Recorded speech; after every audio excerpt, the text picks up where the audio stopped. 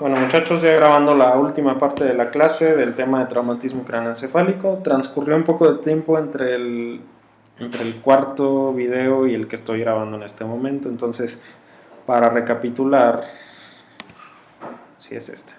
Para recapitular, pues solo recordar que es el traumatismo craneoencefálico, pues es el daño al tejido cerebral, primordialmente o primariamente, lo que se daña, o de forma inicial lo que se daña es la corteza cerebral, y después, dependiendo de la lesión, de la severidad, del mecanismo y de otros factores, pues también se van a dañar otros tejidos del sistema nervioso central, específicamente en el cerebro. Este, la, la severidad, pues les decía, está definida mediante la escala de coma de Glasgow, y estábamos justamente analizando los puntajes que la hacen ser moderada, severa, grave, etcétera. Y yo les decía, el puntaje de la escala de coma de Glasgow entonces está íntimamente relacionado al cuadro, a los subtipos, y no solo a eso, sino al pronóstico que se tiene del paciente. Y mencionábamos también que el cuadro clínico pues está muy relacionado con la tanto el lugar de la lesión, la zona focal de la lesión, como otros síndromes acompañantes, como la severidad, como, bueno, muchos factores que afectan el cuadro clínico, y por eso precisamente decíamos que no se puede catalogar un solo cuadro clínico para todos los pacientes de traumatismo craneoencefálico. Veíamos que entonces va a depender mucho de todos estos factores que ya analizábamos, principalmente la zona de la lesión, la zona, la severidad y el mecanismo de la lesión. Y estas tres precisamente hacen que de pronto sí se puedan catalogar algunos cuadros clínicos, o que sí se pueda anticipar, dependiendo de la zona de la lesión, qué es lo que va a sufrir el paciente, cuál va a ser su cuadro clínico, ¿sí? Pero bueno, entonces estábamos hablando de la severidad específicamente, y hablando de eso, pues tenemos que la escala de coma de Glasgow es la que nos va a definir muchas de las pautas con las que vamos a clasificar a nuestros pacientes, la mayor parte de hecho. Entonces, habíamos analizado el trauma craneoencefálico severo, y habíamos visto precisamente que es el puntaje más bajo de la escala, ¿sí? El puntaje medio pues pertenece a lo moderado. Hay pérdida de conciencia, pero no sobrepasa un día completo. Las alteraciones pueden ser mayores, basadas en otro tipo de escalas. Hay amnesia postraumática, pero la regla es que es menor a una semana, a 7 días, ¿sí?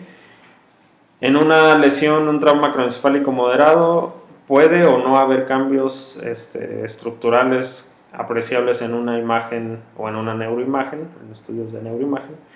Y en el traumatismo craneoencefálico moderado o leve, pues la escala de coma de Glasgow tiene el puntaje más alto, poca pérdida de conciencia, más bien durante poco tiempo, y ya el paciente se encuentra en otros estados, quizá un poco de letargo, paciente somnoliento, etcétera, pero que no es precisamente la pérdida de la conciencia.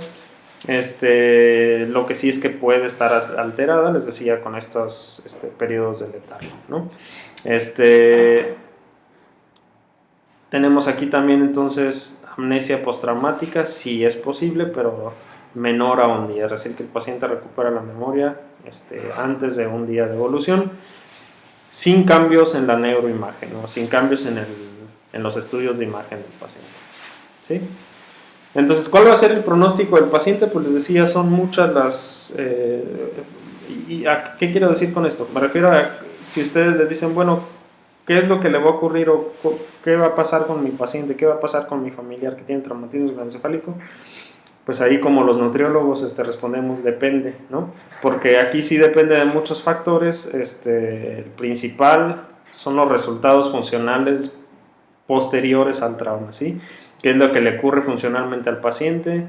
¿Qué es lo que le ocurre en el comportamiento? ¿Qué es lo que le ocurre en lo físico? Porque hay que recordar que el traumatismo craneoencefálico no siempre es una entidad aislada, sino que se puede encontrar con otro tipo de trauma torácico, politrauma, etc. Entonces se puede encontrar acompañado de otros cuadros y que precisamente agraven o hagan más fácil el pronóstico para el paciente. Y también los aspectos cognitivos y las áreas dañadas o las estructuras que se dañaron por el trauma, sobre todo en el trauma abierto, pues están encargadas de alguna función cognitiva en el sistema nervioso central. Y todos estos juntos van a formar el pronóstico. La interacción de todos estos factores van a definir el pronóstico que va a tener el paciente.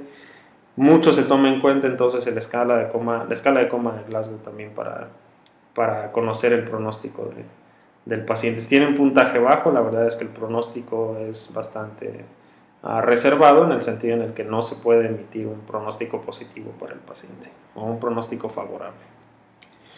¿Cuál es la terapéutica del paciente con traumatismo craneoencefálico? Bueno, para empezar, las acciones tienen que estar, como dice la diapositiva, orientadas a diferentes tipos de niveles o a diferentes tipos de cuadros según haya sido el cuadro clínico del paciente.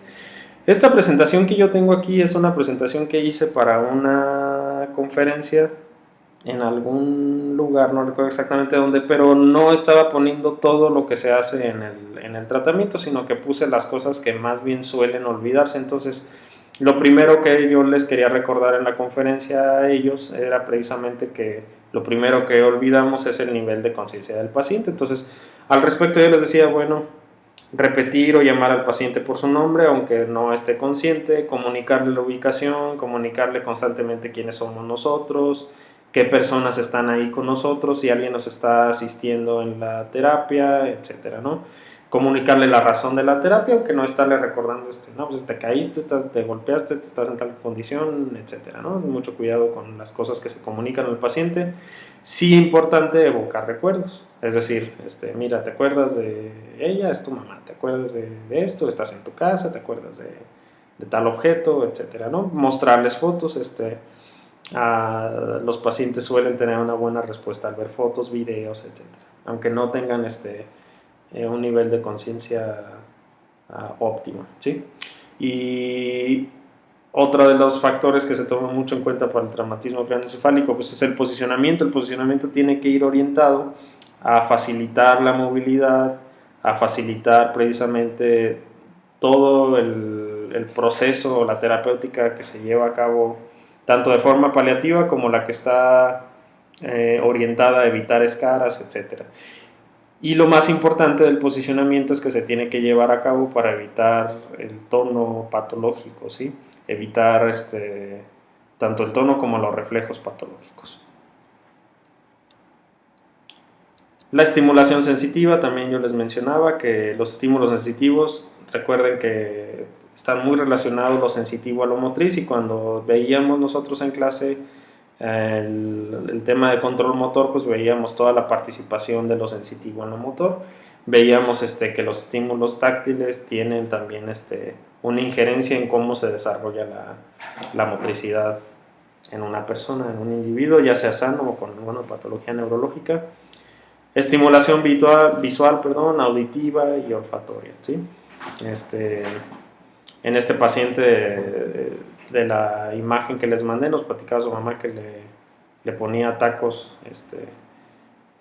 enfrente de él cuando ya lo tiene en casa, le muestra tacos y el paciente comienza así como a salivar y se le antojan, ¿no? Porque la estimulación olfatoria también tiene un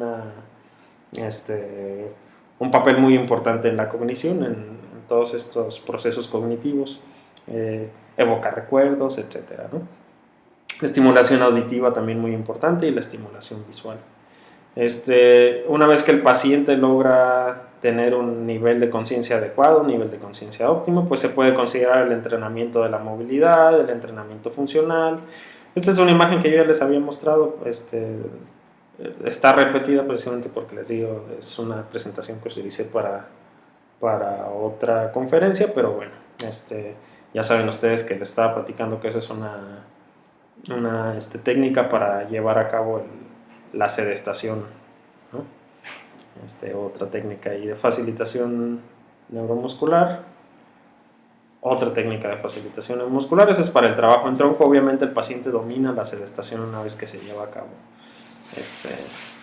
o el que el paciente puede estar sentado.